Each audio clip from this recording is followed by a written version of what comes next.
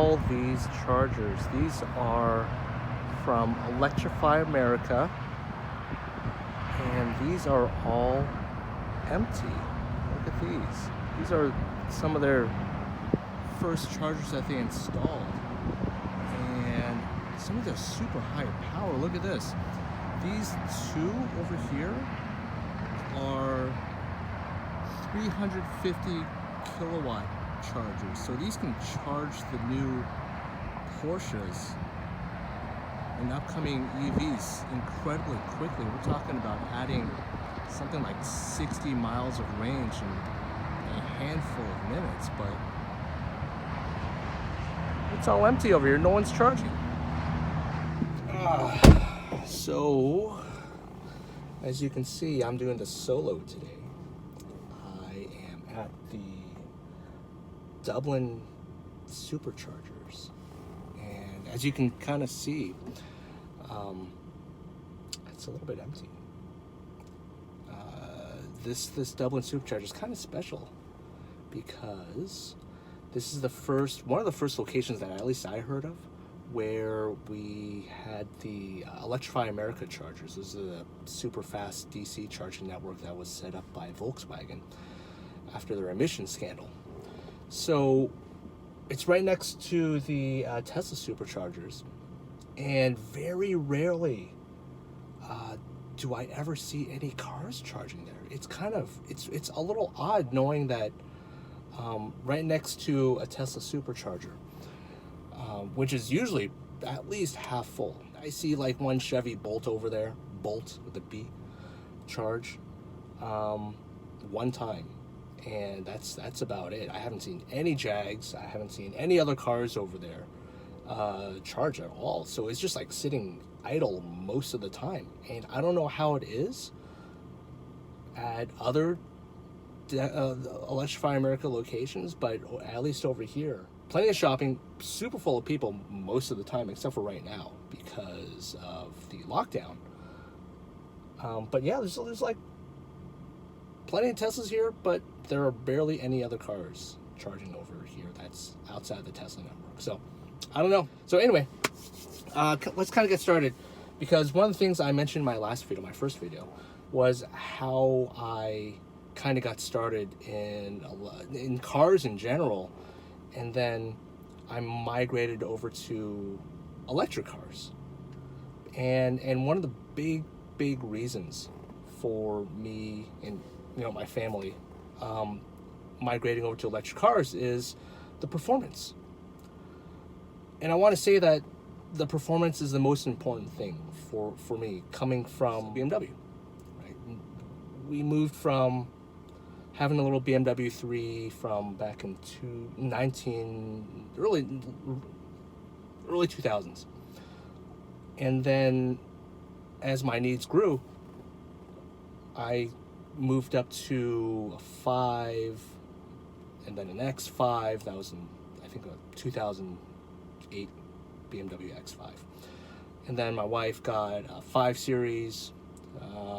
That was probably like, 2003-ish or 5-ish BMW 5 Series, designed by Bangle.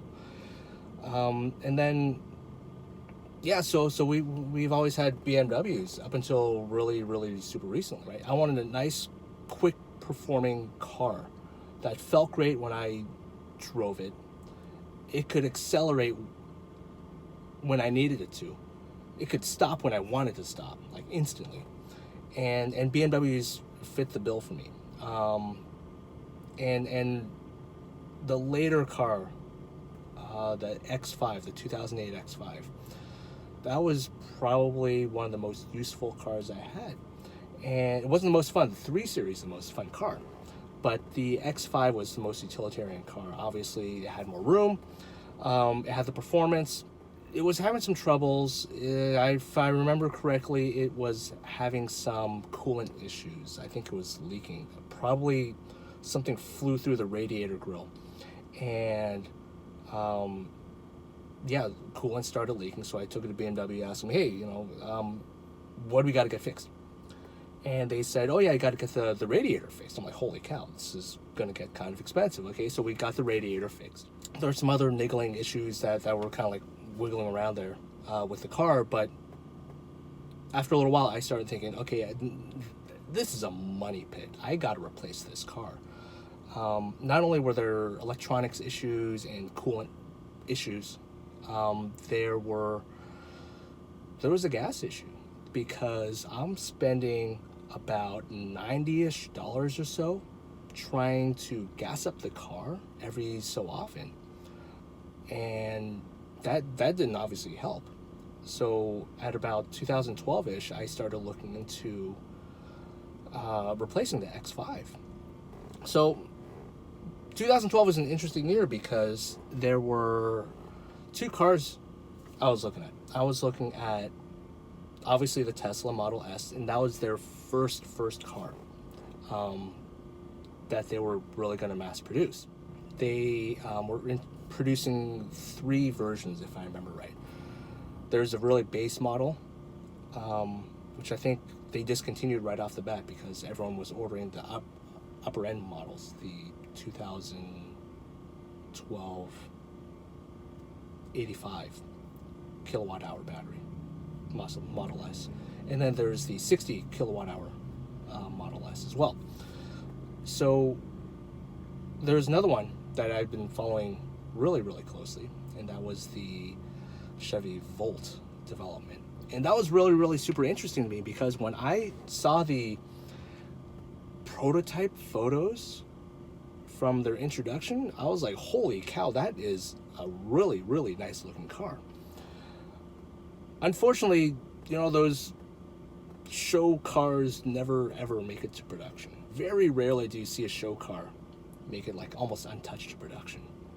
And that was one of those cases, unfortunately, because I love the look of the Chevy Volt, the concept car. And then when it made it to production, I was like, it's all right, and it's not bad. I've seen a lot worse cars, but yeah, then that was kind of sad. But they look more like a science project than this like wild looking car that it should have been. So I went with GM, I went with Chevy, and I really, really like the Volt. I like the Volt a lot. It was my first taste of electric driving. And I gotta say, it's really, really neat because when I floored it for the first time getting onto the freeway, that felt like the future. That was one of those wow moments for me, stepping on the accelerator pedal. I know that car wasn't very fast. It's a commuter car, and we're talking about 0 to 60 in 9 seconds, but the torque was there. From a standstill, you had 273 pound-feet of torque available instantly, but I love that, right? It's great for city driving. Sure, freeway driving takes a little while to get up to speed, but when I floored it on the on-ramp, wow, that was incredible. Super silent acceleration. I never felt anything before.